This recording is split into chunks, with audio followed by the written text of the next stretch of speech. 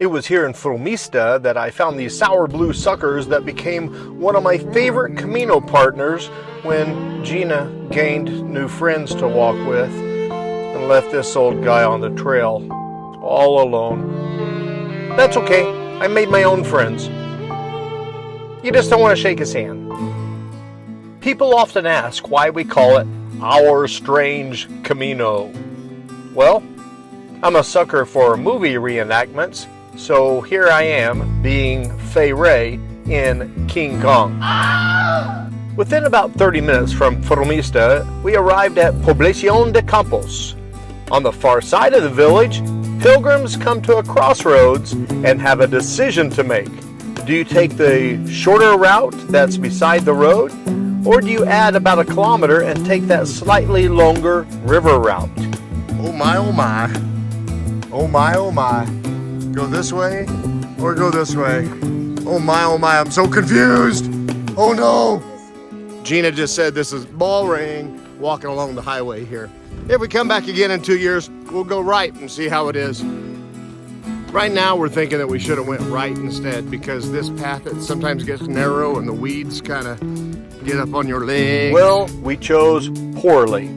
2 years ago, we took the right path, and it was so much prettier, and we saw beekeepers and interesting things and a nice place to eat. Choosing the left path that is parallel to the road, that was not fun. Even the displayed Camino shell that I found looked like a skull. But we did get there faster. Revenge de Campos. With some insect bites to nurse. I carry with me this bug bite suction tool thing that actually works and it's very lightweight. Plus I bring an afterbite stick and it really removes the itch for me when I get an insect bite. No matter where the bite is. That's gonna leave a mark.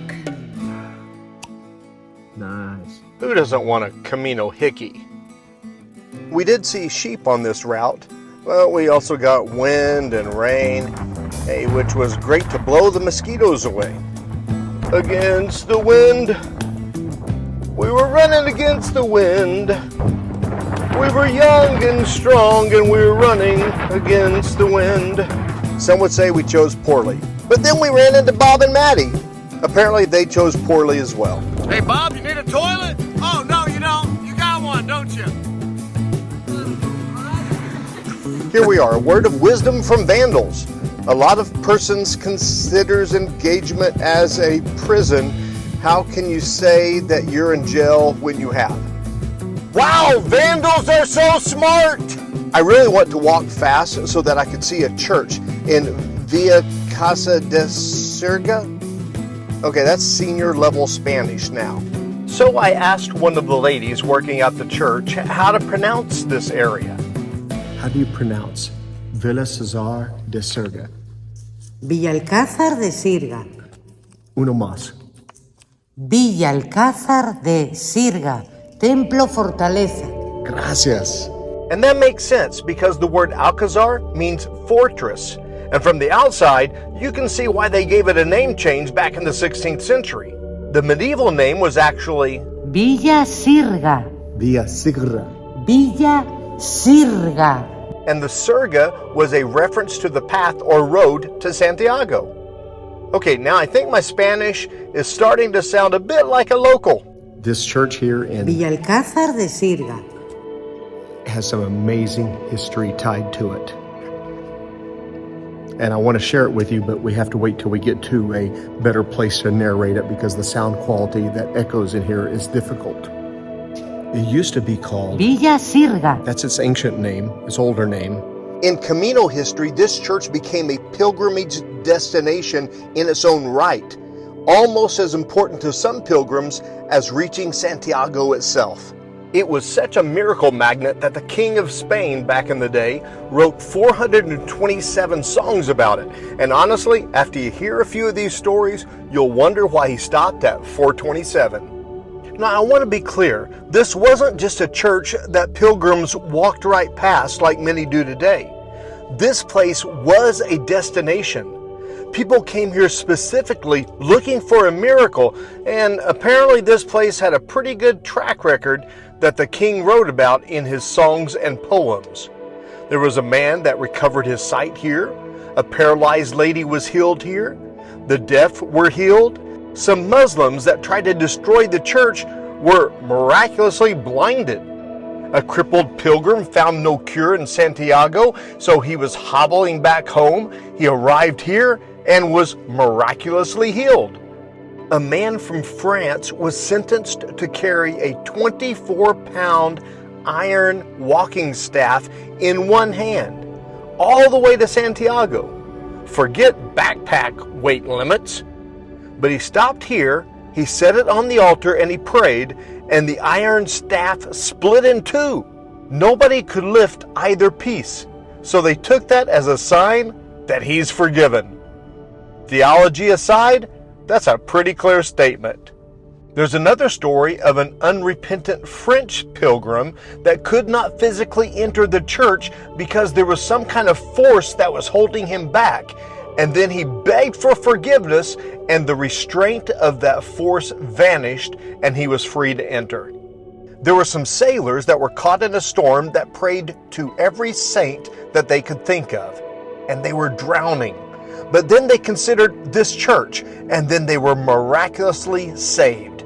They gave credit to this place, and the chalice that they were carrying, well, they say it's still in the treasury here, and that you can see it today.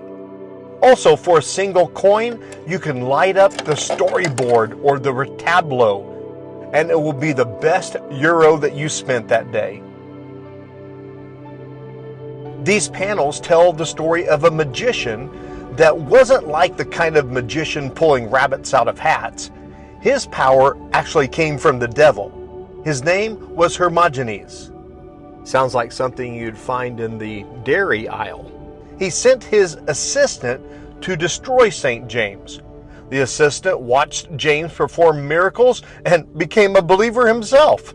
So the furious magician sent demons to capture James, but instead the demons turned on the magician and took the magician to James. James forgave him, and then James gave him his own walking staff to protect him against the very demons that the magician had unleashed. The magician then burned every book that he had of magic, and he never looked back. Now, before we leave here, I almost missed this because it was buried in the church brochure like it was no big deal. But if you come here on the spring equinox and you stand in just the right spot and you watch the sunrise hit the portico, the sun lands on a bull in the stonework. The bull represents Luke from the Gospel of Luke. And when it does, the mouths of the two heads on either side of Christ reveal the location where the Knights Templar hid their treasure. That's not a legend in some dusty book. That's on the brochure that you get when you tour the church.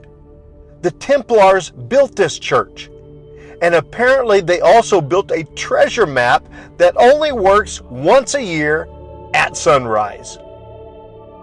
I'm just saying, if you're planning your Camino and you have a bit of flexibility on dates, if you come here and you find that treasure, I should get half.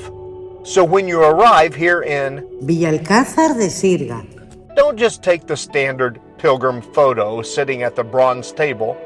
Step inside the church, because that's where the real treasure lives. Multiple historians have said that this church contains the most detailed visual diary of James on the entire Camino until you get to Santiago. You have James preaching, you have him getting busted, arrested by the guards, you have a double execution. Both James and his newly converted executioner both lose their heads. You have the disciples stealing his body to take to Spain. As a taunting insult, Queen Lupa gave wild bulls to transport his body, but they were instantly tamed as gentle oxen once they started doing the task.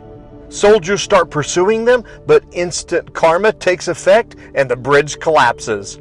Oh, I'm begging you, don't skip the churches. They're packed with truth and tales and mystery and just enough strangeness to keep a pilgrim awake at night. That's exactly why we call this our strange Camino. And because we stopped to explore this one, I no longer have time to show you the singing nuns of Carrion de las Condes. But I promise you we'll be there in the next video, and it's really a highlight of the Camino. Until then, please leave any kind of comment at all, and subscribe and hit that thumbs up button, because when you do, it causes a small volcanic eruption inside of me that just bursts forth with only 4 little words. Buen Camino, my friends.